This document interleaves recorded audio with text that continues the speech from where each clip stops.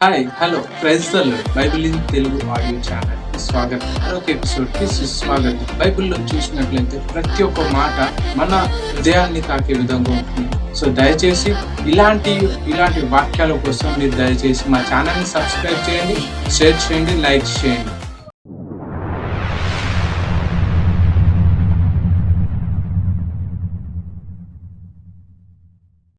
న్యాయాధిపతులు 18వ అధ్యాయము.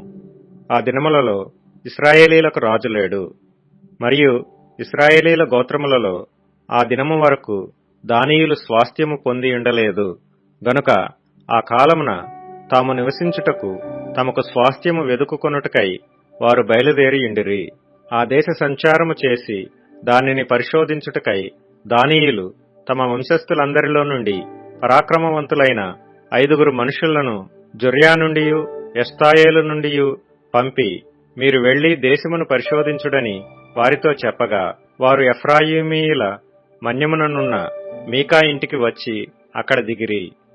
వారు మీకా ఇంటి యొద్దనున్నప్పుడు లేవీయుడైన ఆ యవ్వనుని స్వరమును పోల్చి ఆ వైపునకు తిరిగి, అతనితో ఎవడు నిన్ను ఇక్కడికి రప్పించెను? ఈ చోటున నీవేమి చేయుచున్నావు?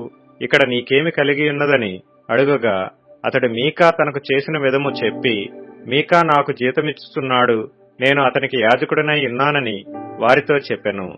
అప్పుడు వారు, మేము చేయబోవు పని శుభమగునో కాదో మేము తెలుసుకొనున్నట్లు దయచేసి దేవుని యొద్ద విచారించుమని అతనితో అనగా, ఆ యాజకుడు, క్షేమముగా వెళ్ళుడి, మీరు చేయబోవు పని యెహోవా దృష్టికి అనుకూలమని వారితో చెప్పెను. కాబట్టి ఆ 5 మనుషులు వెళ్లి లాయిషునకు వచ్చి, దానిలోని జనము సీదోనీయుల వలె సుఖముగాను నిర్భయముగాను నివసించుటయు, అధికార బలము పొందిన వాడెవడనూ లేకపోవుటయు, ఏమాత్రమైనను అవమానపరచగలవాడెవడనూ ఆ దేశములో లేకపోవుటయు, వారు సీదోనీయులకు దూరస్థులై ఏ మనుషులతోనూ సాంగత్యము లేకుండుటయు చూచిరి. వారు జొర్యాలోను ఎష్తాయేలులోను ఉండు తమ స్వజనుల యొద్దకు రాగా, వారు మీ తాత్పర్యమేమిటని అడిగిరి.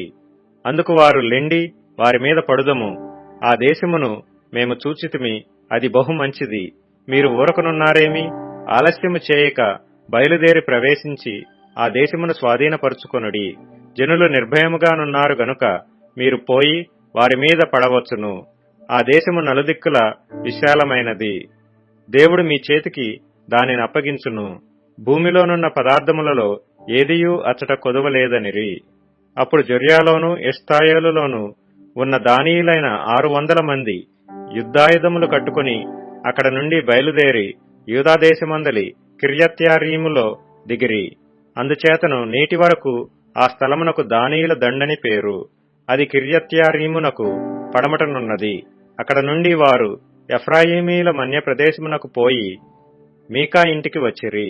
కాబట్టి లాయిషు దేశమును సంచరించుటకు పోయిన ఆ 5 మనుషులు తమ సహోదరులను చూచి, ఈ ఇండ్లలో ఏఫోదును, గృహ దేవతలను, చెక్కబడిన ప్రతిమయు, పోత విగ్రహమును ఉన్నవని మీరు ఎరుగుదురా? మీరేమి చేయవలనో దాని యోచన చేయుడనగా, వారు ఆ తట్టు తిరిగి లేవీయుడైన ఆ యవనుడున్న మీకా ఇంటికి వచ్చి అతని కుశల ప్రశ్నలడిగిరి. దానీయులైన ఆ 600 మంది తమ యుద్ధాయుధములను కట్టుకుని గవిని వాకిట నిల్చుండగా, దేశమును సంచరించుటకు పోయిన ఆ 5 మనుషులు లోపలికి చొచ్చి ఆ ప్రతిమను, ఏఫోదును, గృహ దేవతలను, పోత విగ్రహమును పట్టుకొనిరి. అప్పుడు ఆ యాజకుడు యుద్ధాయుధములు కట్టుకొనిన ఆ 600 మంది మనుషులతో కూడా గవిని ఎదుట వాకిట నిలిచియుండెను. వీరు మీకా ఇంటికి పోయి చెక్కబడిన ప్రతిమను, ఏఫోదును, గృహ దేవతలను, పోత విగ్రహమును పట్టుకొనినప్పుడు ఆ యాజకుడు, మీరేమి చేయుచున్నారని వారిని అడుగగా, వారు, నీవు ఊరకుండుము, నీ చెయ్యి నీ నోటి మీద ఉంచుకొని మాతో కూడా వచ్చి మాకు తండ్రివిగాను యాజకుడువుగాను ఉండుము. ఒకని ఇంటివారికే యాజకుడువై ఉండుట నీకు మంచిదా? ఇశ్రాయేలీలలో ఒక గోత్రమునకును కుటుంబమునకును యాజకుడువై ఉండుట మంచిదా అని అడిగిరి. అప్పుడు ఆ యాజకుడు హృదయమున సంతోషించి ఆ ఏఫోదును, గృహదేవతలను, చెక్కబడిన ప్రతిమను పట్టుకుని ఆ జనుల మధ్య చేరెను. అట్లు వారు తిరిగి చిన్నపిల్లలను, పశువులను, సామాగ్రిని తమకు ముందుగా నడిపించుకొని పోయిరి. వారు మీకా ఇంటికి దూరమైనప్పుడు మీకా పొరుగిండ్ల వారు పోగై దానియులను వెంటాడి కలుసుకొని వారిని పిలువగా, వారు తమ ముఖములను త్రిప్పుకొని, నీకేమి కావాలను, ఇట్లు గుంపు కూడనేలా అని మీకాను అడిగిరి. అందుకతడు, నేను చేయించిన నా దేవతలను, నేను ప్రతిష్ఠించిన యాజకుని మీరు పట్టుకొని పోవచ్చున్నారే, ఇక నా యొద్ద ఏమున్నది, నీకేమి కావాలననుచున్నారే, అదేమన్నమాట అనగా, దానియులు, నీ స్వరము మాలో నెవరికిని వినబడనీయకుము, వారు ఆగ్రహపడి నీ మీద పడుదురేమో, అప్పుడు నీవు నీ ప్రాణమును నీ ఇంటివారి ప్రాణమును పోగొట్టుకుందువని అతనితో చెప్పి తమ త్రోవను వెళ్ళిరి. వారు తనకంటే బలవంతులని మీకా గ్రహించిన వాడై తిరిగి తన ఇంటికి వెళ్లిపోయెను. మీకా చేసుకొనిన దానిని అతని యొద్దనున్న యాజకునిని వారు పట్టుకొని సుఖముగాను నిర్భయముగాను ఉన్న లాయిషు వారి మీదికి వచ్చి కత్తివాత వారిని హతము చేసి అగ్నిచేత ఆ పట్టణమును కాల్చివేసిరి.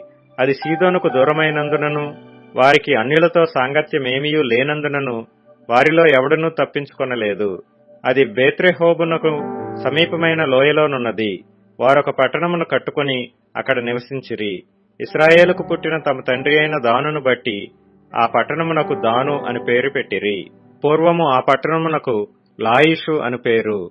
దానియులు చెక్కబడిన ఆ ప్రతిమను నిలుపుకొనిరి.